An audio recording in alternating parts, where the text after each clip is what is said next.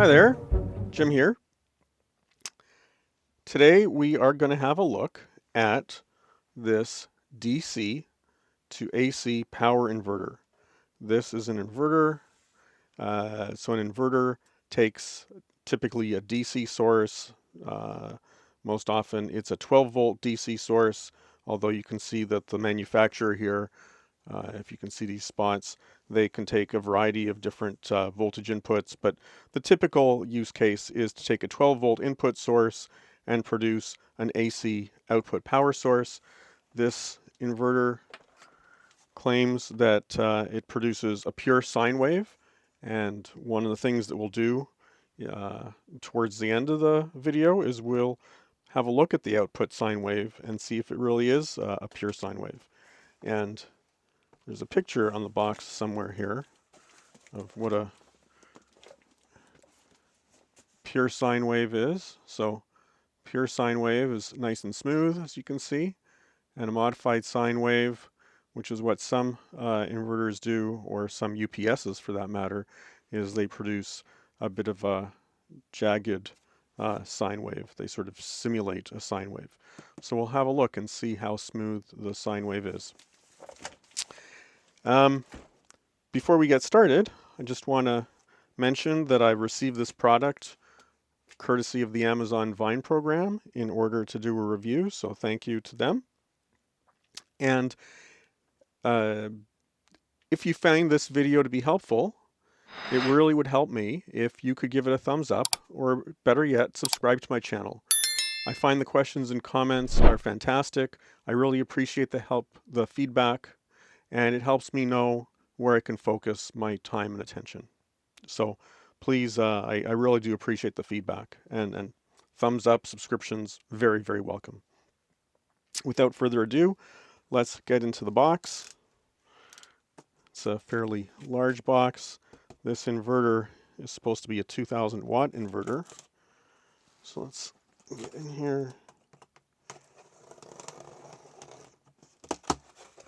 Okay. So it's a big unit, lots of stuff in the box. So we've got here a user manual, and the user manual is all in English. So there might be a little bit of studying to do here in order to figure out how to set up and configure this. So that's handy. You can see we've got some hefty power cables here. So a red one and a black one. These cables are quite chunky. The reading is 25 millimeters squared.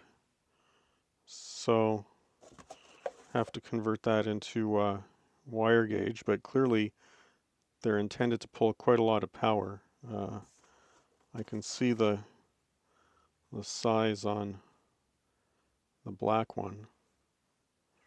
I can't find any sizing on the red one, but they're the same. Okay, so some chunky cables. These will be no doubt for connecting the input power source. There's a set of fuses here, a little cable here, ground cable for some purpose or other. Need to read through that. We've got a remote control, and that's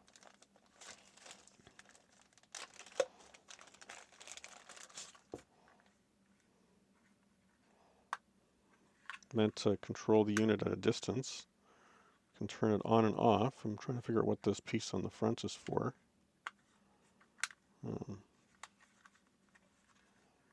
Oh, I see. It slides up and down. So that's just a cover in case you want to make sure that you don't turn it on or off by accident. And of course, we're going to be using that remotely. And that probably needs a little battery. And that takes a special size of battery. I wonder if there's one of those in the box. Okay. And then there's the inverter itself. It's a big unit. and a wrench,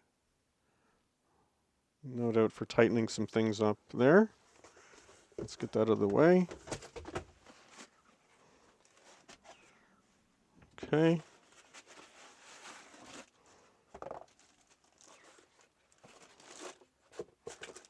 So we've got, we'll look at one side at a time. So we've got this side here. We've got 4 AC outlets. We've got a USB-C outlet here, a USB-A outlet. This one says that the USB-C can do power delivery up to 30 watts. The USB-A can do QC, which is another sort of power standard. It can do up to 18 watts. A fault light, power light, and an on-off button. And there's a display. And that's a little button there. But of course, until we have it hooked up, it doesn't really show us anything. So that's one end. That's sort of the end that we pay most attention to most of the time. And then the other end here, we've got a couple of cooling fans, well marked, and some caps here for hooking up the power hookups. So let's just have a look at that. So these input cables will screw down in there. Of course, the other end is going to have to be affixed to a battery, so we'll have to have a look at what that does. And so the rest of it, I mean, it's just a massive brick, if you will. And so it's got some mounting points here, so we can mount it down to a block of wood, or maybe we want to mount it down onto the bed of a camper or something like that. But fairly large and solid unit. So the next thing we need to do is get this hooked up and put it through its paces, see what it can do. One thing that's important to point out here that you can miss if you're going by too quickly is that this is the ground point for the unit. And so that's got a little cap nut on it.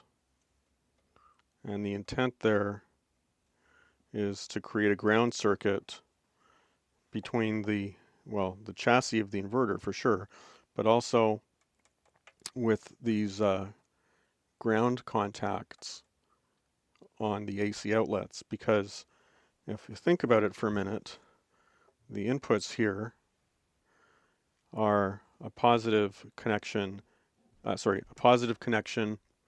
a negative connection to a battery, which is typical for a DC circuit. But in an AC circuit,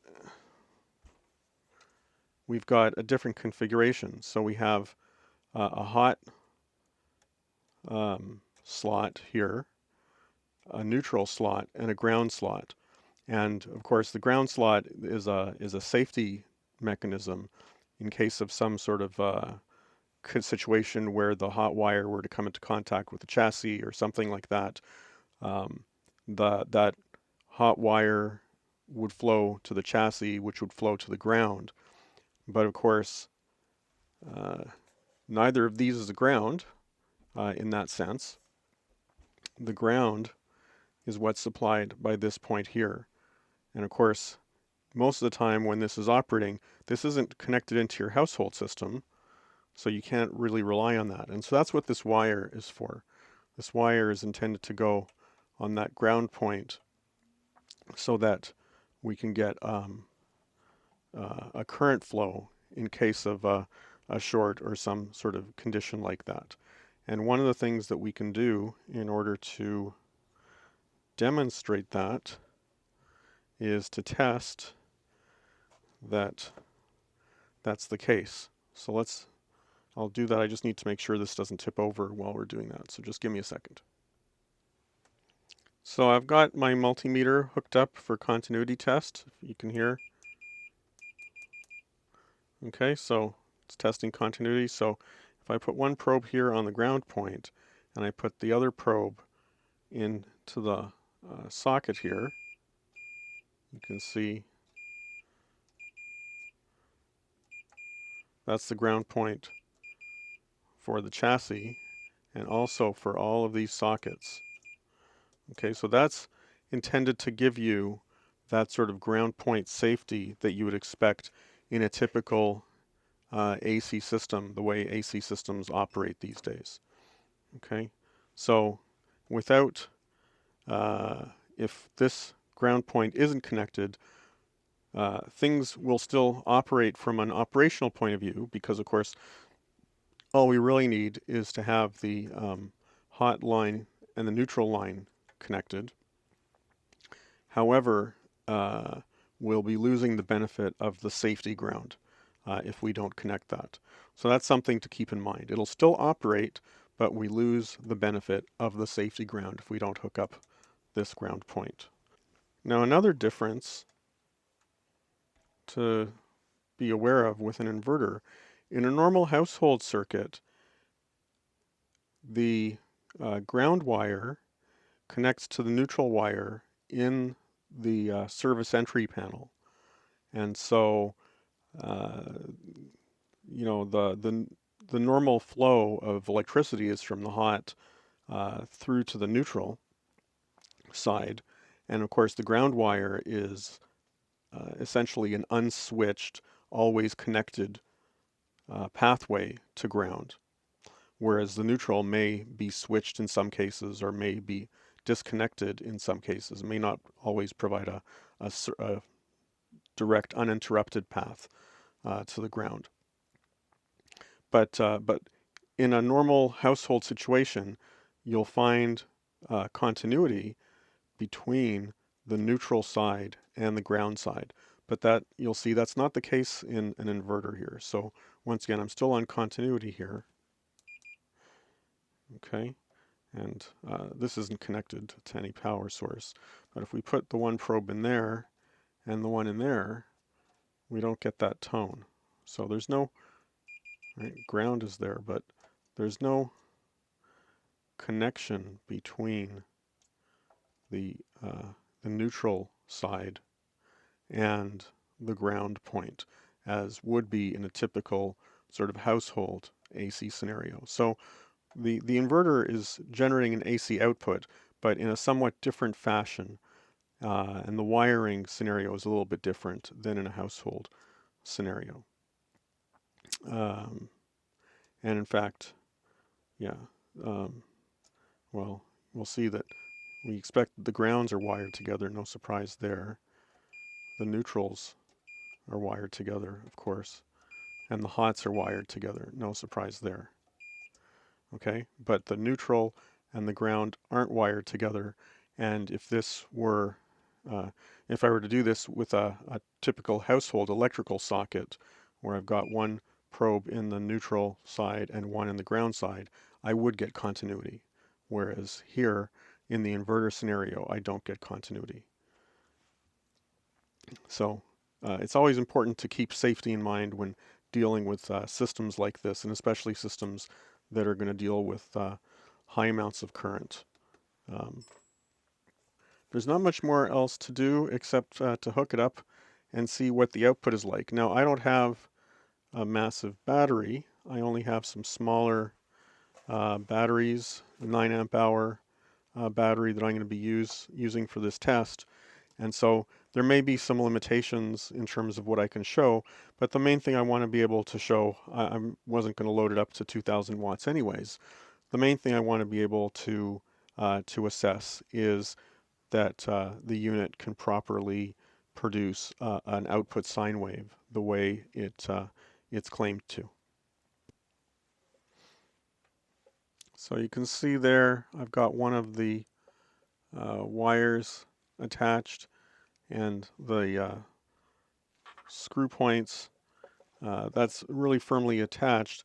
The one thing I would mention is that getting the wrench in around that nut is pretty tricky, but it's doable, and I'll maybe show a little bit of the process of getting the negative black wire hooked up. Let's just have a look at how that wire gets connected. So let's zoom in a little bit on the post there so you can see that. So we'll take off the nut, and there's a locking washer and a regular washer. Taking those off, lock washer and regular washer. I guess we call that a split ring washer. And of course, this has got flatter side and one where it's been crimped, so we want the flat side here to be in contact with the plate.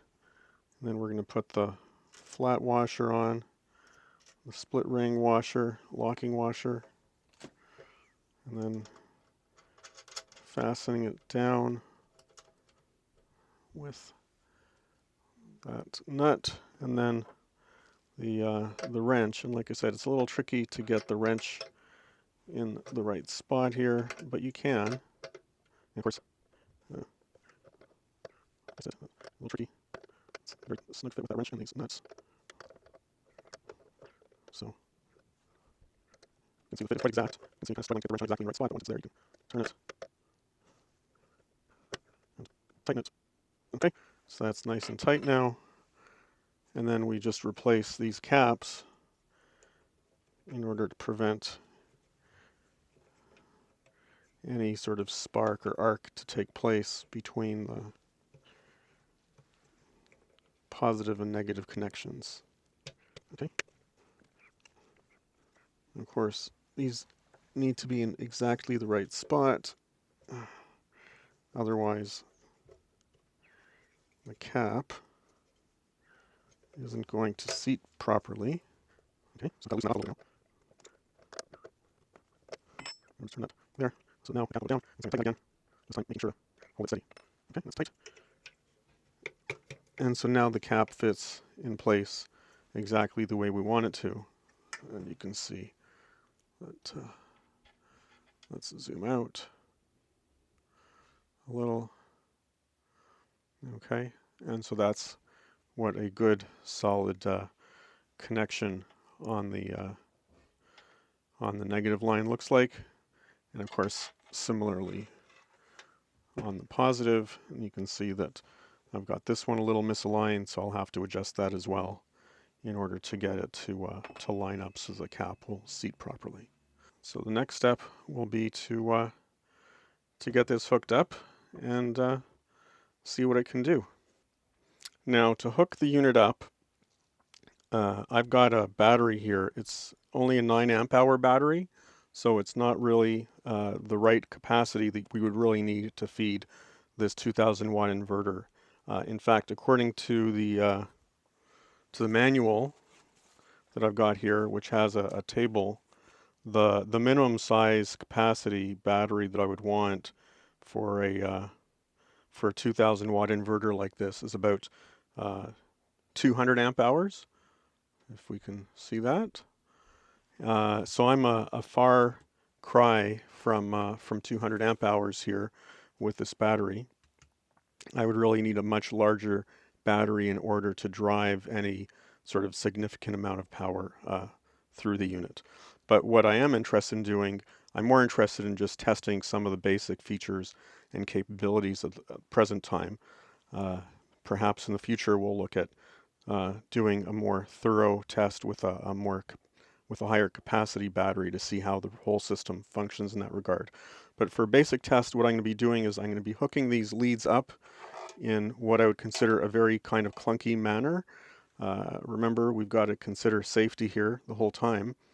And so I am going to be hooking up these contact points with these very solid alligator clips. And of course, the connection sequence is always to connect the negative first and then the positive. And so I'm going to be doing that connection because this connection will be fine for the tiny amount of power that I'm going to be drawing, but this would be nowhere near a satisfactory form of connection for any kind of significant use. For proper use, we would want to have a battery with some screw down terminals that we could take these and screw down these lugs just the way we screwed them down on the inputs to the inverter. So remember, this is only for test purposes, just to get us started here. So we're going to clamp the positive on here. Okay, so the positive is there. And now we're going to connect the negative, and we want to keep our hands well away from the contact points. So this is going to sort of produce a tiny little spark when it first comes into contact. Okay. And I've got that alligator clip. And so that's now hooked up. And so now I'm going to switch to another camera so that we can have a look at the front panel when we turn it on. So this is the front panel of the unit. And you can see right now it's off. So I'm going to press the on button, and most of the action is going to happen up here on the display. So first starts up. We can see that it's got 12 volts as input, and it slowly adjusts. It takes a few seconds, and the voltage comes up to 120 volts. So right now it is in a mode where it's powered and it's ready to supply 120 volts on these outputs. And the thing that we're going to be wanting to do in the next step is we're going to, I'm going to have to reconfigure the workbench a little bit, but we're going to have a look at the outputs on the 120 volt lines on these AC outputs to just get a sense of, are we getting a pure sine wave or are we getting a modified sine wave? So we'll have a look at that in a second. Now, just before we plug this in, let's have a look at what this is. So we've got a mounting strip here. We've got an electrical cord. I'll be able to plug the cord into the socket on the inverter. And you can see this is the hot line. So the brown is the hot, the blue is the neutral, and I'm going to basically run the oscilloscope points between the hot and the neutral there, and on the scope, which you'll see in a moment, we should get a nice smooth sine wave on the display. Once again, this brown is going to be our hot line, the blue is our neutral, and I've got my oscilloscope probe here, and the scope is over there. You just can't see it, but we will see it with the other camera. And I'm just going to connect these points before I electrify them. So that is connected to the neutral. The other probe point is connected to the hot wire. Okay. And now my hands are away from those things. I'm just going to plug this in. Okay, now this is showing on the scope the measurements. We can see the horizontal scale is 10 milliseconds. We can see in the bottom left corner we've got 10 volts per division on the horizontal, on the vertical scale, and it looks like a pretty good sine wave to me. We can see the maximum voltage and the peak-to-peak voltage is showing as 34 volts. Now, the probe is set to a 10x factor, and so in other words, the voltage shown here on the scope is 1/10 of the voltage that's actually going through as a result of the 10x on the probe. And so that means it's not really 34 volts peak to peak, it's 340 volts peak to peak. And that's pretty close to what we would expect out of a typical AC voltage scenario, because the RMS voltage on AC, which comes in at about a 120, is not the peak to peak voltage.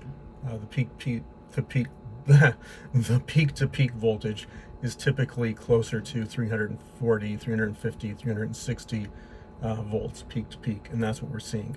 But the main thing that we're seeing here is what looks like a fairly nice sine wave coming out of the unit. And so I'm pretty convinced at this point that this unit produces a lovely sine wave AC output. In summary, it's a solid unit. The 2000 watt capacity should provide the equivalent of a single household circuit. Now, you do need to be attentive to the maximum current draw and peak load, because, for example, a refrigerator will draw a much higher load when the compressor starts up than it does in continuous operation. In a household scenario, there's an entire electrical grid to draw upon for that higher load, but here it's a dedicated enclosed environment, enclosed circuit, and so any additional current that's required to get that compressor motor started is going to have to come from the batteries and through the inverter. And so the whole system needs to be able to provide whatever power is required to get going. Now, as good as this or any inverter may be, it requires a very large battery to provide that level of power for any significant length of time. So for example, in order to provide a 2000 watt load at 120 volts, that's 16.7 amps. You know, that sounds like a normal household circuit. But at 12 volts, that's 160 amps. And for an hour, that's 167 amp hours. When we look at a typical car battery, for example, a typical car battery is 50 amp hours, and 50 amp hour capacity would only give us about 20 minutes of runtime if it was at the full 2000 watts. And even worse, you have to consider that the typical load ratings on batteries are not based on a 1 hour draw, but they're based on a 20-hour draw. So that's a 5% load. And so at a higher load, they'll drain or they'll run out of their ability to put out that power much faster. So there's a lot to consider when you're building an inverter-based an electrical system like that. You need to have a lot of power backing it up, and you need to be able to provide that power for a prolonged period of time if you're going to really be running a continuous load. All right. Well, I hope that you found this video to be informative. Please give it a thumbs up, subscribe to my channel, and until next time.